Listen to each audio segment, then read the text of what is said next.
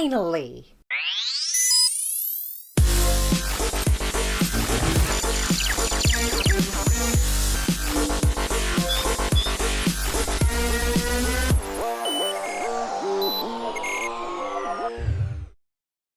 I can't believe this video is here, that it's happening. I feel like this has just been something so long in the making. Clone Wars came out in 2008, and here we are on its 7th season finally. And this isn't just your traditional, reboot type of deal. We are living in a time where a lot of shows are coming back, and everyone's like, can you believe this is happening? I mean, they just announced the Friends reunion that's going to be happening on HBO.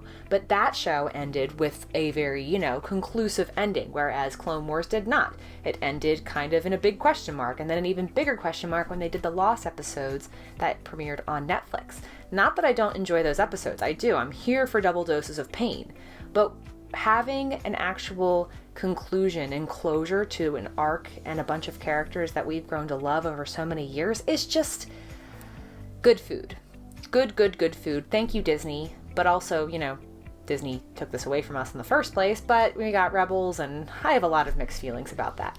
The main thing, though, is that we are back, baby, and we are starting on a super traditional Clone Wars stance, and that is with the clones. And how can you complain? They are the titular characters. They are front and center, as they should be. And I think the best part about all of this is that it continues as if we never left.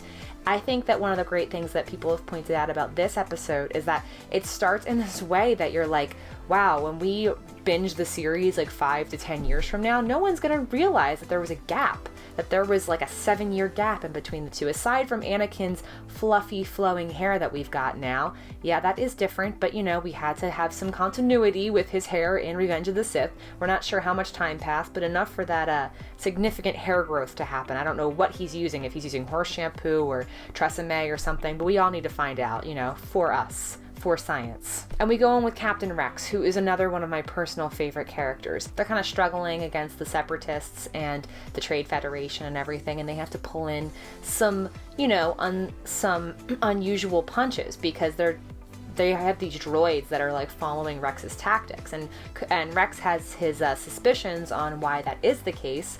And it's interesting that they decided to kind of announce this big surprise. They could have saved it till the end. They could have had it be a big plot twist, and they kind of do it that way.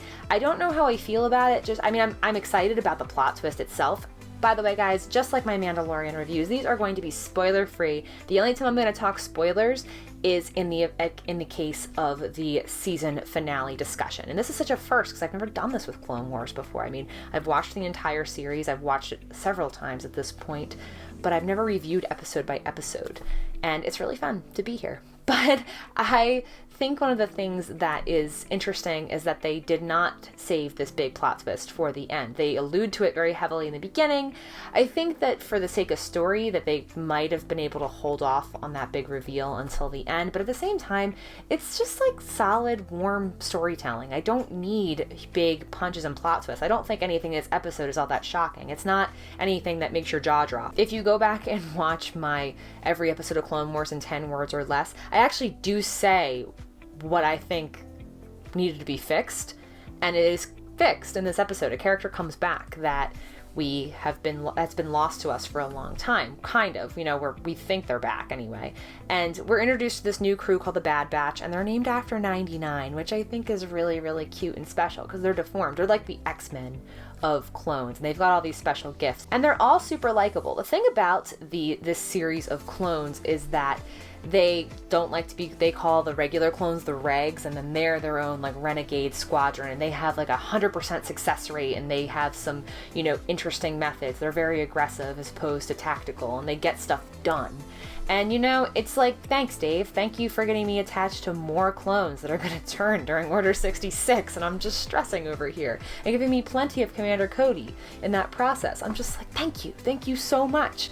But this episode is just Clone Wars at its best. It's focusing on the clones, it's their brotherhood.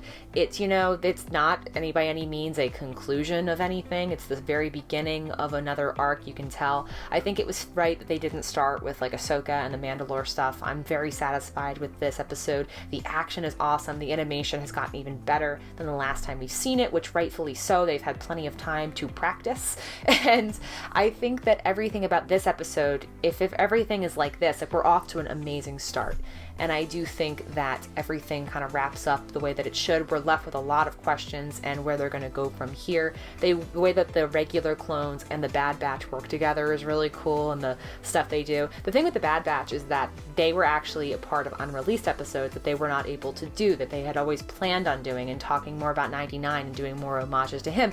Thank you. I'm very excited to see more of these guys. I'm very scared to see them die, because you know that's probably going to happen. That's my thing with the Clone Wars, is that I'm always biting my nails in the sense that I'm like, oh, okay, who's not making it? We know Rex makes it, we know Ahsoka makes it, but everyone else, we're just like, you're either gonna die in Revenge of the Sith, like we know, or you're going to be the reason everyone dies in Revenge of the Sith, and we know. Anyway, guys, how did you feel about the premiere of the Clone Wars Season 7? I loved it. I think that it's kind of hard to talk about in terms of just the fact that it's a lot of setup for the rest of the plot. We're kind of in our typical Battlefields type of atmosphere, working in a different way with these new characters. I think they developed each of these characters very fast and very quickly, and they kind of established their reason for being there very quick. I think that's a strong suit of this show, making things happen quickly and effectively, but also like be very emotionally endearing at the same time. I'm nervous where we're going with this reveal that was made in the beginning and in the end, but I'm also very excited, and I think it makes up for something that I thought was a lost opportunity in the past, but I wonder if it was always supposed to be this way. So anyway, guys, may the Force be with you. Have a great day.